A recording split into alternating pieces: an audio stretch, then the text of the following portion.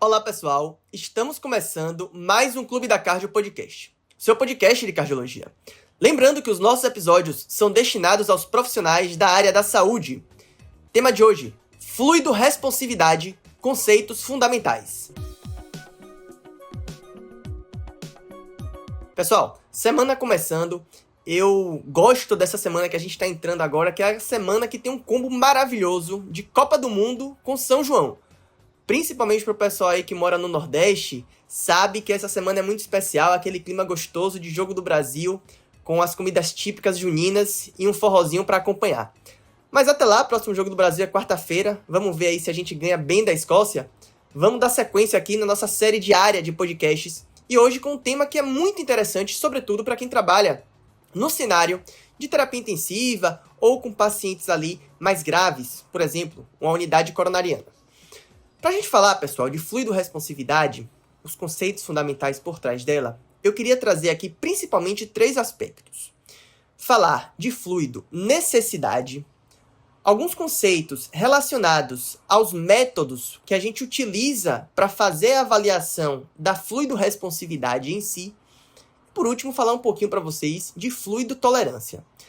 Todas as vezes, pessoal, que a gente está pensando em administrar fluido, volume, soro fisiológico, plasma light, ringer lactato, a gente precisa raciocinar em cima desses 3 conceitos que eu vou abordar com vocês hoje aqui.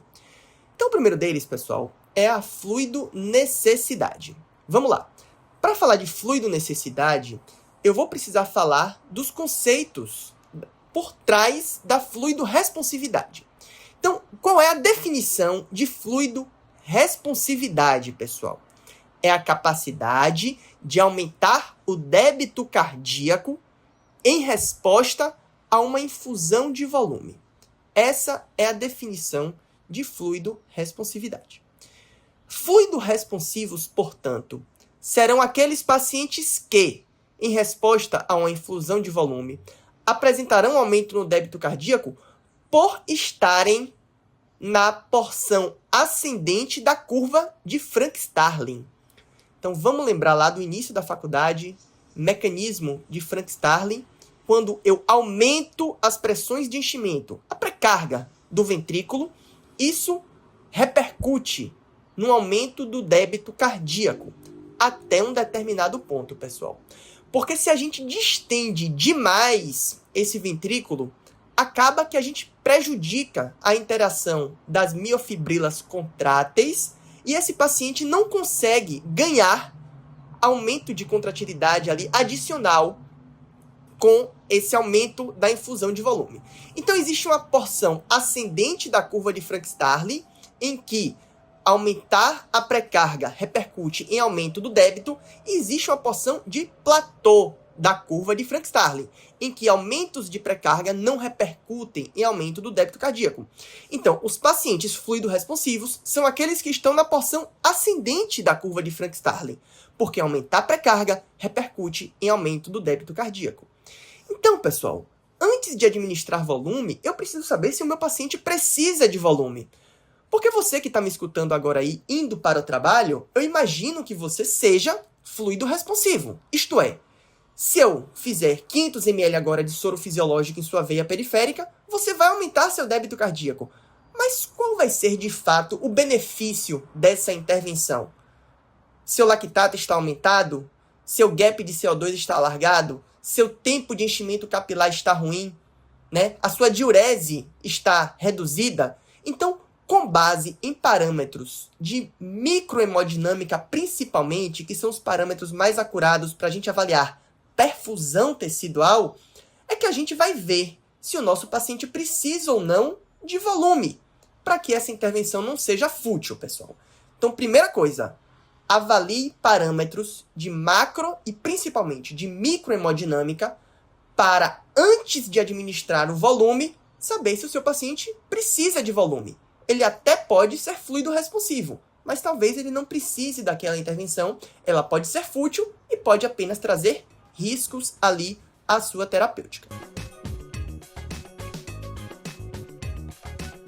Segundo ponto que eu queria trazer, pessoal, é com relação aos métodos de avaliação de fluido responsividade, que hoje em dia são diversos e não é o objetivo desse episódio aqui destrinchar cada um deles. Os mais tradicionais, digamos assim, os mais clássicos, são o ΔPP, que é a variação da pressão de pulso, o VVS, que é a variação do volume sistólico, e a elevação passiva das pernas, esse último que pode ser avaliado mesmo em pacientes sob ventilação espontânea.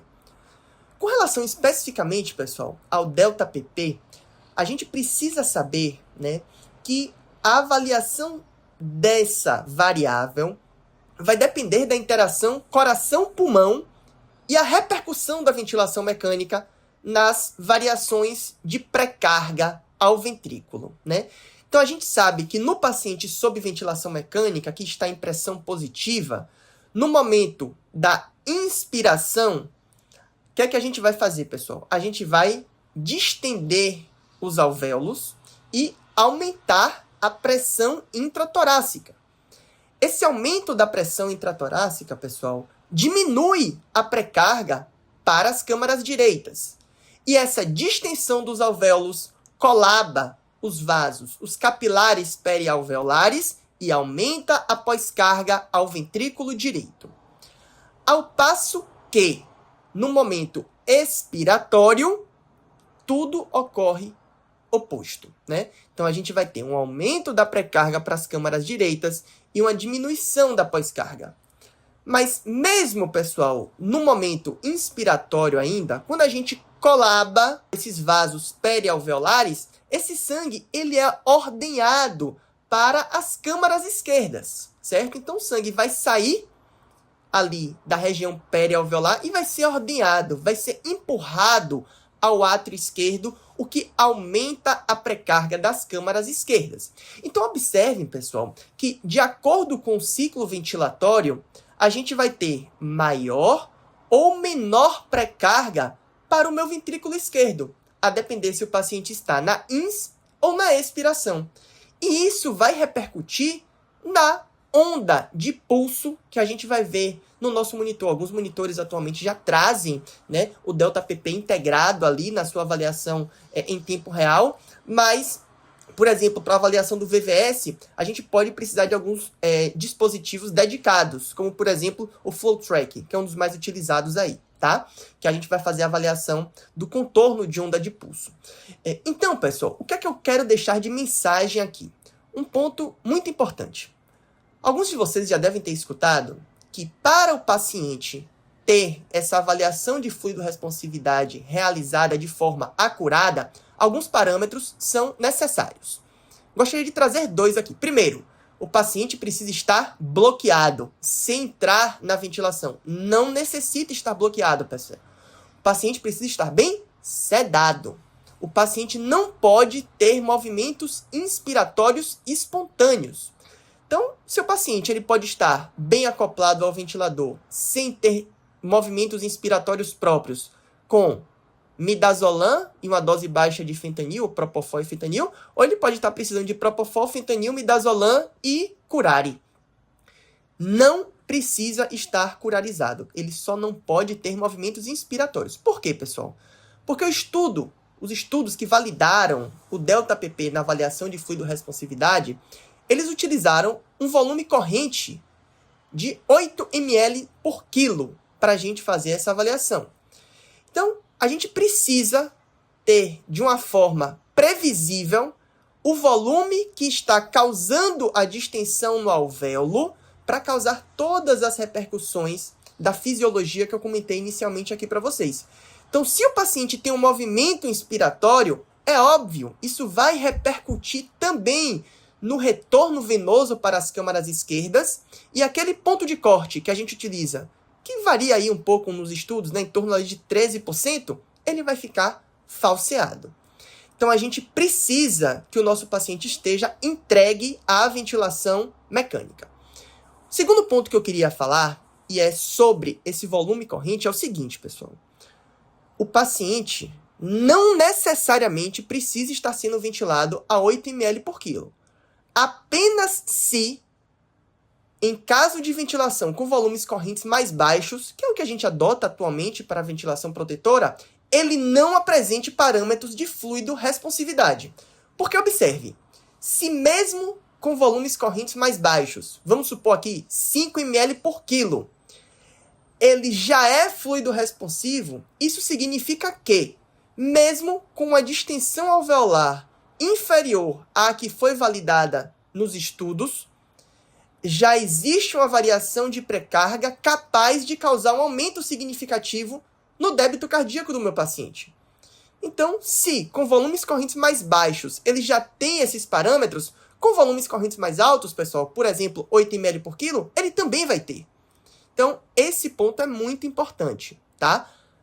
O paciente só precisa estar ventilado a 8 ml por quilo caso ele não seja fluido responsivo com volumes correntes mais baixos. Inclusive, atualmente, a gente dispõe já de métodos de elevações transitórias desse volume corrente e reavaliação do ΔPP em variações percentuais para predizer se esse paciente é fluido responsivo, sem que seja necessário expor o pulmão desse paciente a volumes correntes mais elevados, que tem todas as consequências deletérias aí que nós sabemos, certo?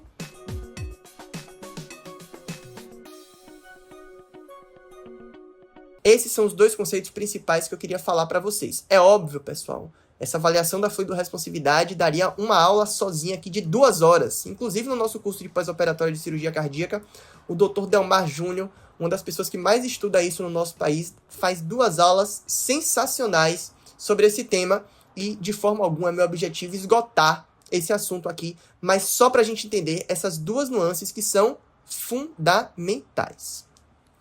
E o terceiro ponto que eu queria trazer, pessoal, que também é muito importante, é a avaliação da fluidotolerância, que é a capacidade de receber volume sem gerar disfunção orgânica.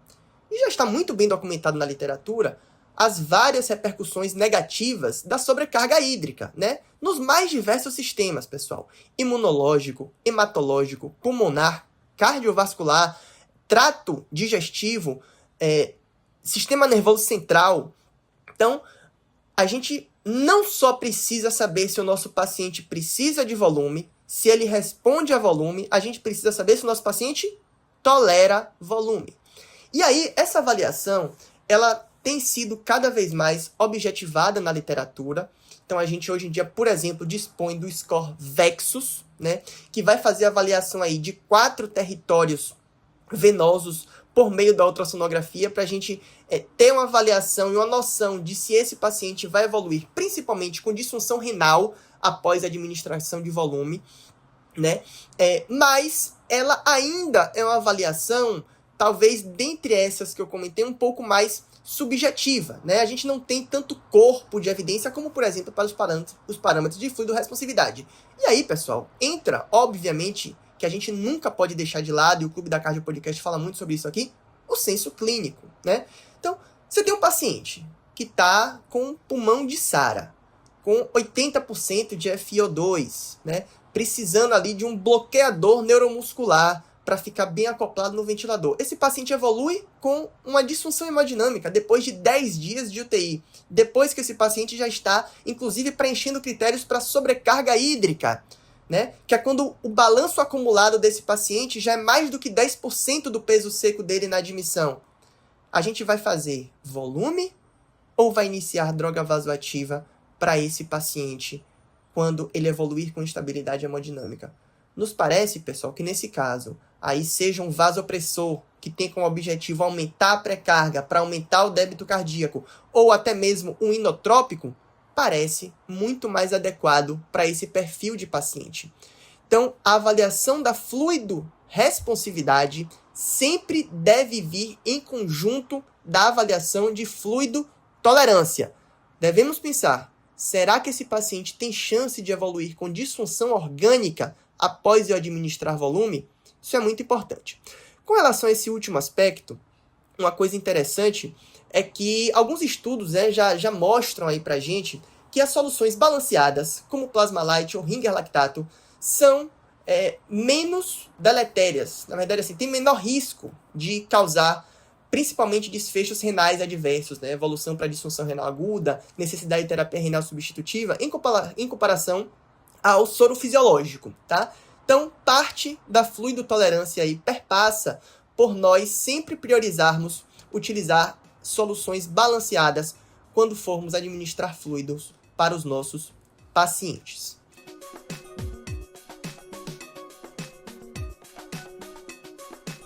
São esses os principais pontos que eu queria trazer hoje aqui na nossa conversa, pessoal. Fluidoresponsividade é um mundo, um tema muito interessante para quem gosta aí de trabalhar com terapia intensiva, gosta de estudar terapia intensiva. E se você gostou do nosso episódio, se ele foi útil para você, eu vou te pedir que deixe o seu like, deixe a sua estrelinha, deixe o seu joinha e encaminhe esse episódio para um amigo que faz plantões com você, que você conversa de vez em quando sobre pacientes complexos, para que ele também tenha acesso ao nosso conteúdo.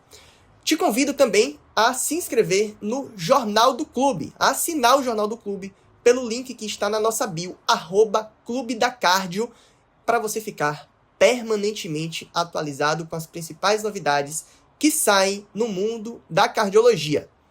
Eu agradeço muito a você que ficou até o final. Amanhã a gente está de volta. Tchau!